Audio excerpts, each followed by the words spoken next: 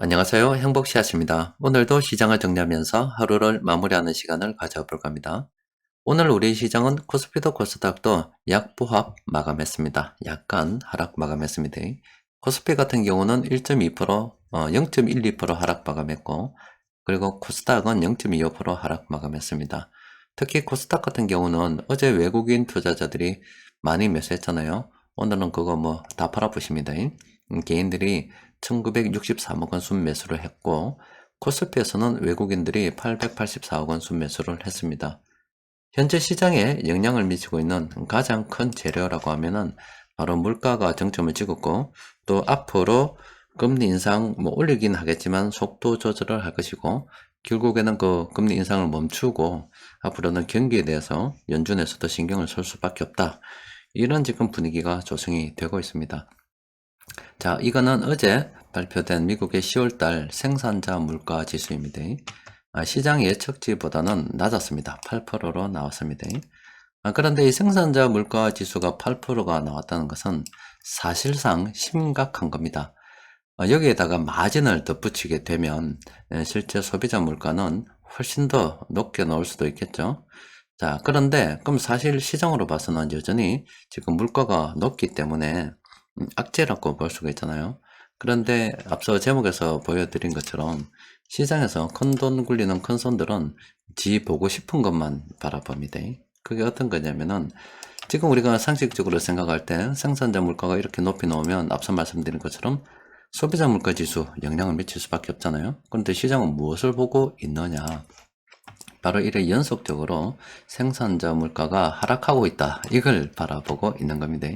그러니까 이 추세를 바라보고서 지금 생산자 물가가 지금 잡히고 있다. 이런 식으로 지금 판단을 해 버리게 되는 거예요.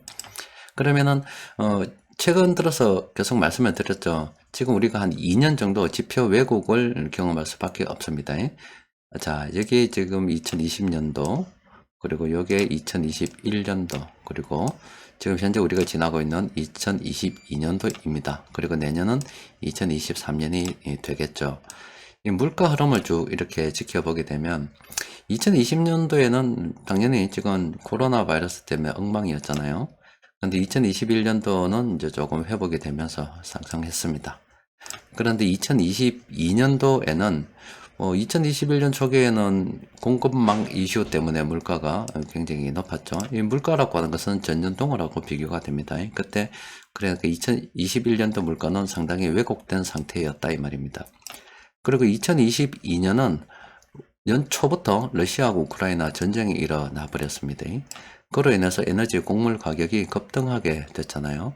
그런데 지금 그로 인해서 2021년도하고 비교를 하다 보니까 2022년도 물가도 왜곡이 많이 되었다라고 볼 수가 있죠. 그런데 내년도도 마찬가지일 겁니다. 지금 생산자 물가가 이 8%가 된다 말은 엄청난 거 아닙니까? 그런데 한번 생각을 해 보십시오. 지금 여기서 보는 것만 하더라도 지금 2022년도의 물가가 어마어마했죠. 이제 생산자 물가만 해도 어마어마했다입니까? 그럼 비교가 어떻게 되냐면 요때 2023년도 물가는 또 2022년도 이 시점하고 또 비교가 된다 이 말이에요. 그러면은 저번에도 말씀드렸다시피 올해 초에는 러시아하고 우크라이나 전쟁 때문에 참 특이한 상황이 있었잖아요.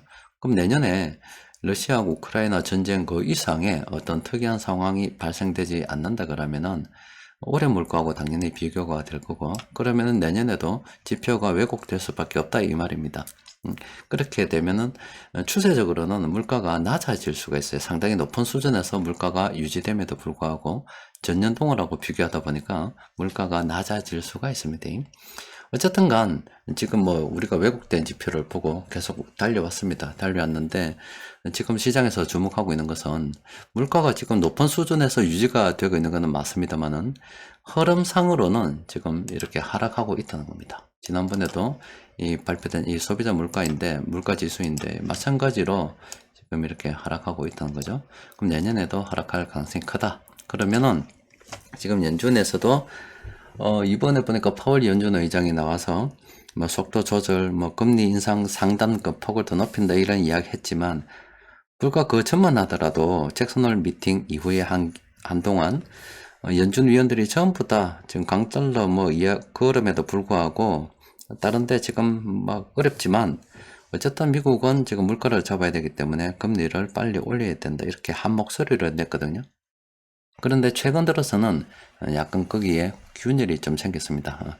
경제도 좀 살펴봐야 된다 이런 목소리도 나오고 있기 때문에 지금 물가 관련해서 우리 시장에서 큰돈 굴리는 그 큰 손들이 바라보는 것처럼 속도 조절에 대한 기대감, 그리고 어느 시점에는 금리 인상을 멈추고 경제를 살피고 또 오히려 물가를 갖다가 좀 경기를 좀 부양할 수도 있다 이런 움직임.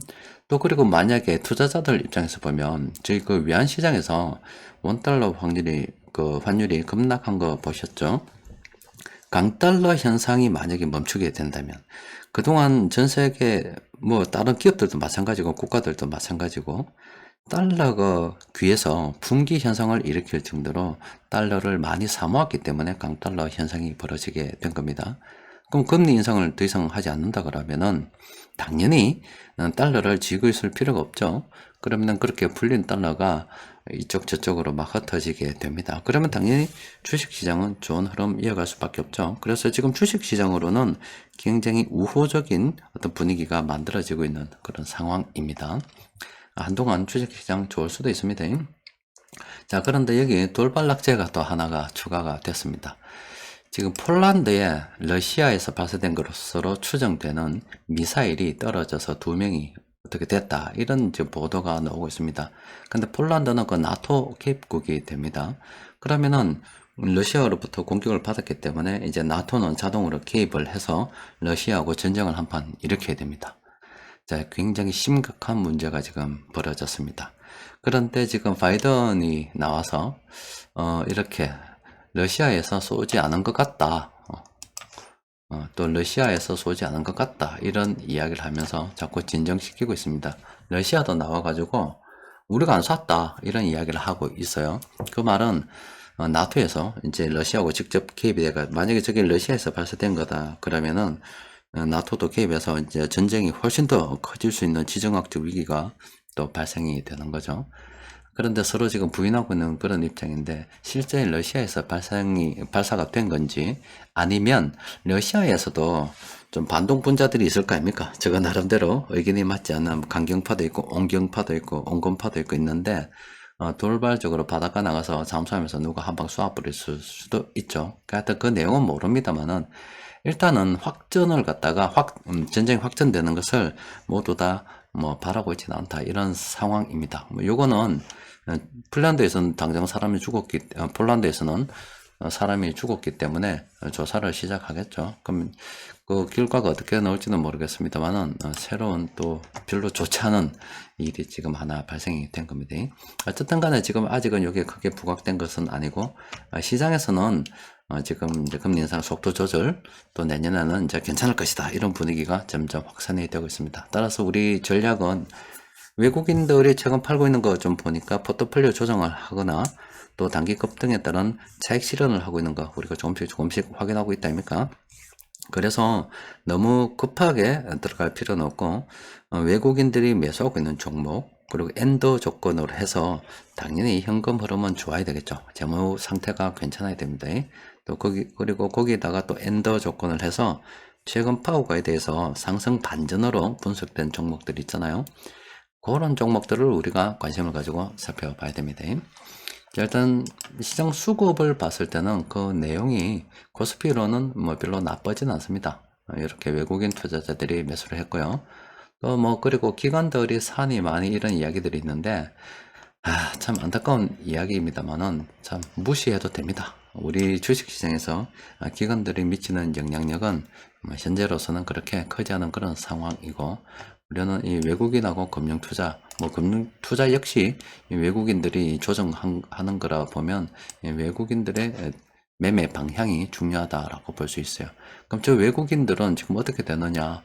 이건 간단하잖아요. 강달러로 전부 다 달러를 갖다 살라 하다가 지금 달러를 안 사도 되니까 자꾸 이렇게 달러를 갖다 처분하려고 하겠죠. 그럼 그 달러를 처분하면 뭘 하겠어요? 주식이나 다른 걸로 바꿔서 들고 있어야 되겠죠. 그러면 주식시장 분위기 좋아질 수 있다는 겁니다. 자, 희망을 가지셔도 됩니다. 자, 수급 분석표 검색을 통해서 세력들이 오늘 매수한 종목들을 보니까 8개 있어요. 별로 안 되니까 빨리 살펴보도록 합니다. 자, 일단 DB 손해보험 같은 경우는 최근 들어서 외국인들이 조금 매수하고 있습니다. 그리고 그동안 외국인들이 뭐 물량을 적어도 2021년도, 2020년도 중반부터는 계속 내려왔죠. 그런데 지금 현 시점에서 우리가 들어가기 참 어중간한 그런 상태 아닙니까? 아예 뭐 싸다 그러면 들어갈 건데 싼 것도 아니고 비싼 것도 아니고 어중간하니까 이거는 안 하는 게 좋겠다. 그리고 LX 세미콘 같은 경우는 최근에 외국인들이 매수하면서 조금씩 이렇게 오르고 있는 분위기인데 늘 말씀드리다시피 이런 거 놓으면 이쪽은 초보자들이 접근 가능하다. 이쪽은 안 하는 게 좋겠다. 그럼 이 숫자로 봐서 물었죠. 이 종목은 못 본 걸로 하는 겁니다. 자, NH투자증권 같은 경우는 좀 쳐다봐야 됩니다. 이거는 일단 숫자가 높죠.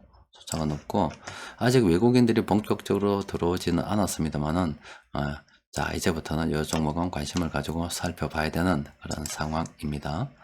그리고 SPC 삼립 같은 경우는 숫자가 이제 꽤 많이 높아졌죠. 또 최근에 외국인들이 이 떨어지는 와중에 매수했습니다. 이 새끼들 지금 물타겠다 이 말이에요. 떨어지는 와중에 매수했어요. 이 종목은 긍정적으로 검토를 해볼 만하죠. 또 그리고 경동인베스터. 이거는 큰일 납니다. 이럴 때 관심을 가져야 돼요. 이런 거 있을 때 관심을 가져야지. 지금은 이제 팔아라고 놓은다 아닙니까? 단기적으로 급등해서 팔아야 되죠. 이런 거는 테마주 보듯이 봐야 됩니다. 지금 들어가면 큰일 나요. 이때 가야 됩니다. 이때. 외국인들 수급이고 뭔가 떠나서 이때 가야 돼. 이 종목은. 지금은 안 됩니다. 이런 거 관심 가지는 사람들은 단타는 사람들이 관심을 가지는데 제가 늘 말씀드렸다니까 단타로 뭐 잔돈 백날 벌어봤자 크게 한방 이러면 게임이 끝납니다. 이런 건 쳐다보는 거 아닙니다. 자, DY파워도 현 시점에서 어중간합니다. 한국단자도 좀 어중간하죠. 그리고 현대미포조선도 어중간합니다. 뭐 외국인들이 많이 산 건 알겠어요. 수급적으로 이렇게 많이 들어와 있는 건 최근 많이 들어온 건 맞습니다. 그런데 이게 뭐야? 어중간하잖아요. 어중간해. 아예 이렇게 3만원대로 싼 것도 아니고요. 이미 이만큼 올라 있어요. 이 자칫 잘못하면은 외국인들 포트폴리오 조절하면 이거 그냥 그 총알맞이 됩니다. 그러니까 이런 종목은 현재 접근하는 게 아니다. 자, 그러면은 변곡점 지표를 통해서 살펴보니까 오늘은 삼성생명이 단기적으로 많이 올랐어요. 자, 요때 좋았죠? 올랐습니다. 그럼 이 종목은 현 시점에서 접근하면 안 돼요. 그런데 자, 이 종목은 어떤 관점에서 바라봐야 되느냐? 지금 11개나 남아있죠? 상승 여력이 있다 이 말이에요. 그러면 이 종목은 지금부터 시작을 해서 단타가 병행 가능하다 이런 관점으로 봐야 되겠죠.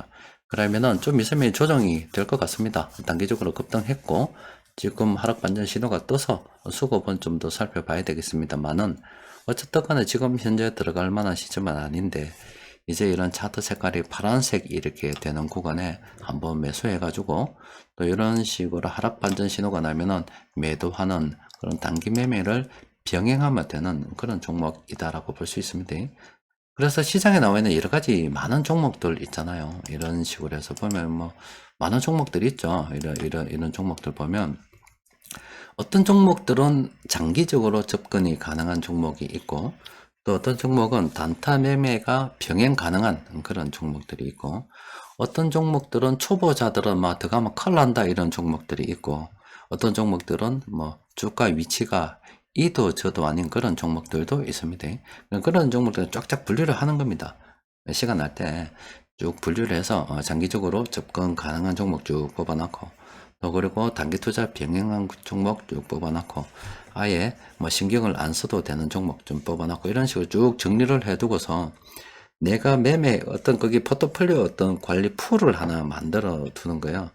그래서 시장 상황 쭉 보고 그런 종목들 중에서 외국인들이 매수하고 또 뭐 현재 뭐 추세도 괜찮고 또 그리고 뭐 여러 가지 현금 흐름이라든지 재무 상태도 괜찮고 업종도 괜찮고 업황도 괜찮고 이래 되면 그런 종목들은 접근을 해봐야죠. 그 주식 투자 그냥 뭐 대충 하는 게 아니라 약간만 체계를 좀 갖춰서 어떤 통계적인 관점에서 조금 접근을 하면은 훨씬 더 낫죠.